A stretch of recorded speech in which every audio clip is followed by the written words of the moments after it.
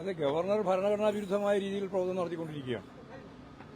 ഭരണഘടനാ വിരുദ്ധമായ രീതിയിൽ പ്രവർത്തിക്കുന്ന ഒരു ഗവർണർ കേരളത്തിൽ വലിയ തകർച്ചയിലേക്കാണ് ക്രമസമാധാനം നീങ്ങുന്നത് എന്ന് പറയുന്നതിൽ എന്തടിസ്ഥാനമുള്ളത്? ഒരടിസ്ഥാനമില്ലാതെ വായിക്ക് തോന്നിയത് വിളിച്ചു പറയുക എന്നുള്ളതാണ് ഗവർണർ എടുത്തുകൊണ്ടിരിക്കുന്ന ഒരു നിലപാട്. ഒരു സ്ഥാനത്തിരിക്കുമ്പോൾ ആ സ്ഥാനത്തിന്റെ വലിപ്പം എന്താണെന്ന് മനസ്സിലാക്കാൻ സാധിക്കാതെ RSSന്റെ നേതൃത്വവുമായിട്ട് BJPയുടെ നേതൃത്വവുമായിട്ട് ചർച്ച ചെയ്ത് ആ ചർച്ച ചെയ്തതിനെ അടിസ്ഥാനപ്പെടുത്തിയിട്ടുള്ള സ്റ്റേറ്റ്മെന്റ് പുറപ്പെടുവിക്കുന്ന ഒരവസ്ഥയിലേക്ക് കേരളത്തിലെ ഗവർണർ എത്തിയിരിക്കുന്നു എന്നുള്ളതാണ് വളരെ വളരെ അപകടകരമായ ഒരവസ്ഥ. ഗവർണർ എന്ന് പറയുന്നത് ഒരു വളരെ പ്രധാനപ്പെട്ട സ്ഥാനമാണ്. ചാൻസലർ എന്ന് പറയുന്നതും അതേപോലെ തന്നെ വളരെ ഗൌരവമുള്ള ഒരു സ്ഥാനമാണ്. ആ രണ്ടും കൈകാര്യം ചെയ്യുമ്പോൾ വിദ്യാർത്ഥികളോടും പ്രസ്ഥാനങ്ങളോടും ജനാധിപത്യ സംവിധാനത്തോടും ഭരണഘടനയോടും അദ്ദേഹം പുലർത്തേണ്ടുന്ന ശരിയായ നിലപാട് എന്താണ് എന്ന് അദ്ദേഹത്തെ പഠിപ്പിക്കേണ്ട കാര്യമില്ല. അത് മറന്നുകൊണ്ട് അദ്ദേഹത്തിന്റെ കാലാവധി അവസാനിക്കാൻ പോകുന്ന ഈ സന്ദർഭത്തിൽ സ്വാഭാവികമായിട്ടും അടുത്തതെന്ത് എന്നുള്ള ചോദ്യത്തിന് മറുപടി കണ്ടെത്താനുള്ള ഫലപ്രദമായ നീക്കമായിട്ട് മാത്രമേ ഇതിനൊക്കെ കാണാൻ സാധിക്കുകയുള്ളൂ. ഇത്തരത്തിലുള്ള കാര്യങ്ങളൊന്നും കേരളത്തിന് ഏശാൻ പോകുന്നില്ല എന്ന കാര്യം ഉറപ്പായിട്ട് പറയാൻ ഞാൻ ആഗ്രഹിക്കുകയാണ്. ഭയപ്പെടുത്തിയിട്ട് ഈ കേരളത്തെ അവരാഗ്രഹിക്കുന്ന രീതിയിൽ കാവ്യവൽക്കരിക്കാൻ RSSന്റെയും BJPയുടെയും നിലപാടുകളിലേക്ക് കേരളത്തെ കൊണ്ടെത്തിക്കാൻ സാധിക്കുമെന്നാണ് ഗവർണർ ധരിക്കുന്നതെങ്കിൽ അത് ഈ കേരളത്തിൽ നടക്കാൻ പോകുന്ന കാര്യമല്ല. ഭീഷണിക്ക് വഴങ്ങാൻ കേരളം ഇടതുപക്ഷ ഗവൺമെന്റും തയ്യാറില്ല, ഇടതുപക്ഷ പാർട്ടികളും ജനാധിപത്യ മുന്നണി ഒന്നും തന്നെ തയ്യാറില്ല എന്നുള്ളതാണ് അത് സംബന്ധിച്ച് പറയാനുള്ളത്. തകർന്ന ഒരാൾ നിലയിൽ മാത്രം തകർന്നാൽ പോരല്ലോ, തകരുന്നത് വസ്തുനിഷ്ഠമായിരിക്കണ്ടേ? എവിടെയാ ക്രമസമാധാന നില തകർന്നിട്ടുള്ളത്? കേരളത്തിൽ ക്രമസമാധാനം തകർന്നിട്ടുണ്ടെങ്കിൽ പിന്നെ മണിപ്പൂരിന്റെ സ്ഥിതി എന്താ? നിങ്ങൾ ചോദിക്കണ്ടേ, പത്രക്കാർ ചോദിക്കേണ്ട ചോദ്യമാണ് ഞാൻ ചോദിക്കുന്നത്. ക്രമസമാധാനം തകർന്നത് കേരളത്തിൽ, എന്നാൽ മണിപ്പൂർ എന്താ സംഭവിച്ചിട്ടുള്ളത്? ഇന്ന് ആ ഗവൺമെന്റ് നിലനിർത്തിയിട്ടുണ്ടല്ലോ. അപ്പൊ ഇമാതിരിയുള്ള വർത്താനം പറഞ്ഞിട്ട് കേരളത്തിൽ ഇടതുപക്ഷ ജനാധിപത്യ മുന്നണിയെ ഭീഷണിപ്പെടുത്തി കളയാം എന്നാണ് ധരിക്കുന്നതെങ്കിൽ ആ ഭീഷണിക്കൊന്നും വഴങ്ങാൻ ഉദ്ദേശിക്കുന്നില്ല. ഇവിടെ ഗവർണർ ചെയ്തുകൊണ്ടിരിക്കുന്നത് SFI ഒരു സ്വതന്ത്ര ജനാധിപത്യ പ്രസ്ഥാനമാണ്. അതിന് പ്രവർത്തിക്കാൻ അവകാശമുണ്ട്. ആ പ്രവർത്തനം നടത്തുമ്പോൾ അതിന്റെ പിന്നിൽ പ്രവർത്തിക്കുന്നത് കേരളത്തിന്റെ മുഖ്യമന്ത്രിയാണ് എന്ന് പറഞ്ഞ് അപഹസിക്കുകയാണ്. എന്ത് തോന്നിയാസവും പറയുന്ന ഒരു നിലപാടിലേക്ക് ഒരു ഗവർണർ എത്തിച്ചേരുക എന്ന് പറഞ്ഞാൽ എന്തൊരു കഷ്ടമാണ് രാജ്യത്തിന്.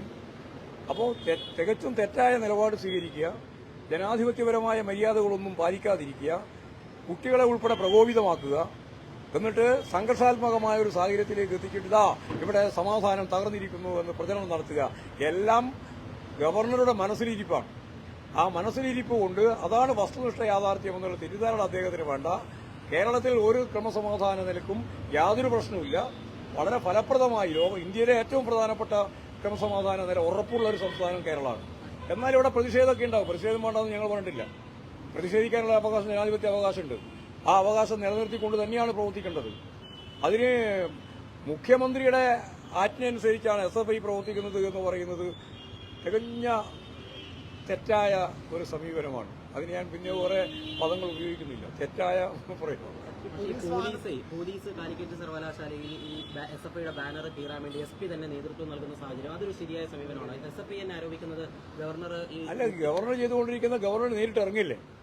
എന്നിട്ട് ഗവർണർ നേരിട്ട് ഇറങ്ങിയിട്ട് അത് ഒരുക്കി ഇത് ഒരുക്കി എന്ന് പറയുന്ന നിലയിലേക്കല്ലേ അതിന് പോലീസ് ഉദ്യോഗസ്ഥന്മാർ ഉൾപ്പെടെ തള്ളി മുമ്പോട്ടേക്ക് പോകുന്ന ഒരു ചിത്രമല്ലേ നമ്മളിപ്പോൾ കണ്ടിട്ടുള്ളത്? എല്ലാവരും കണ്ടല്ലോ ആ ചിത്രം. അപ്പോൾ അത്തരത്തിലുള്ള നിലപാട് സ്വീകരിക്കുകയാണ്. ഗവർണർ തന്നെയാണ് അതിന് മുമ്പിൽ നിൽക്കുന്നത്. എല്ലാ ക്രിമിനൽ ആക്ടിവിറ്റീസിന്റെയും മുമ്പിൽ നിൽക്കുന്ന പ്രധാനപ്പെട്ട ആളായിട്ട് ഇപ്പോൾ ഗവർണർ മാറിയിരിക്കുകയാണ്.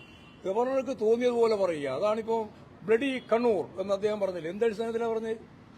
ഏത് തെളിവിനെ അടിസ്ഥാനപ്പെടുത്തിയിട്ടാണ് പറഞ്ഞത്? കണ്ണൂർ പോലെയുള്ള ഒരു നാട്, ഏത് സംസ്ഥാനമായാലും ഏത് പ്രദേശമായാലും ഏത് ജില്ലയായാലും അതിനൊക്കെ അപമാനിക്കാൻ ഗവർണർക്ക് എന്താ അവകാശം? അപ്പോൾ എന്തും പറയാനുള്ള ഒരു ലൈസൻസ് ഉണ്ട് എന്നുള്ള ധാരണയാണ്. അതിന് പിന്നിൽ RSS BJP സംവിധാനം തന്നെയാണ്. അവർക്ക് വേണ്ടിയിട്ട് തന്നെയാണ് യൂണിവേഴ്സിറ്റിയിൽ ഇടപെട്ടുകൊണ്ടിരിക്കുന്നത്. അവർക്ക് വേണ്ടിയിട്ട് തന്നെയാണ് നോമിനേഷൻ നടത്തിക്കൊണ്ടിരിക്കുന്നത്. കാലിക്കറ്റ് യൂണിവേഴ്സിറ്റിയിലും അതുപോലെ കേരള സെനറ്റിലേക്കും വന്ന നോമിനേഷൻ അതിനടിസ്ഥാനപ്പെടുത്തിയിട്ടാണ്. അല്ലാണ്ട് എവിടുന്ന് കിട്ടിയതാ? അപ്പോൾ ഈ കേരളത്തിലെ ഉന്നത വിദ്യാഭ്യാസത്തെ തകർക്കാൻ, കേരളത്തിന്റെ സമ്പദ് വ്യവസ്ഥയെ ശക്തമത്തായ രീതിയിൽ ഇപ്പോഴും തന്നെ പ്രതിരോധിക്കുന്ന ഒരു നിലപാടാണ് BJP ഗവൺമെന്റ് എടുത്തുകൊണ്ടിരിക്കുന്നത്. അതിന്റെ ഒപ്പം നിന്ന് കേരളത്തിൽ പ്രശ്നം ഉണ്ടാക്കാൻ വേണ്ടിയുള്ള ബോധപൂർവമായ ശ്രമമാണ് നടത്തിക്കൊണ്ടിരിക്കുന്നത്. ഈ ശ്രമം ജനങ്ങൾ തിരിച്ചറിയും.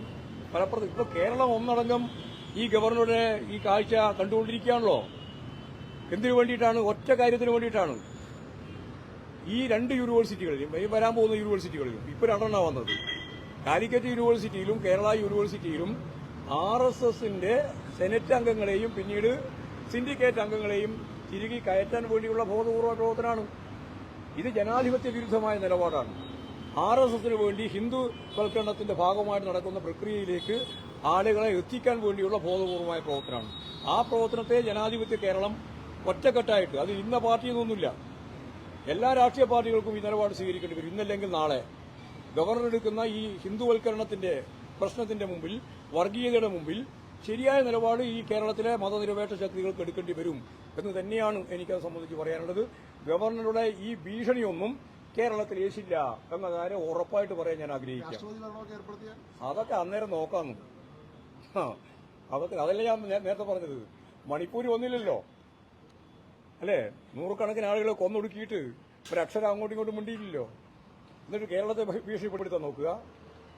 അതെല്ലാം മനസ്സിൽ വെച്ചാൽ മതി കേട്ടോ.